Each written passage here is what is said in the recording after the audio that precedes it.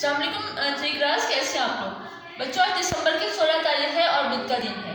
आज हम उर्दू में तारीफ करेंगे, सवाल करेंगे, इसम ज़मीर की तारीफ करें और मिसालें भी दी। ठीक है। इसका जवाब है वो तमाम अल्फाज जो किसी इसम की जगह इस्तेमाल किए जाए इसमें ज़मीर कहलाते हैं।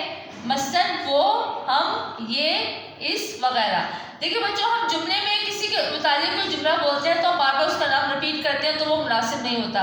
जैसे हम कहें कि निदा स्कूल जाती है, निदा अच्छी बच्ची है, निदा दोपहर को वापस आती है, निदा ये काम करती है, तो बार बार इसम की जगह हम क्या इस्तेमाल करते हैं, वो।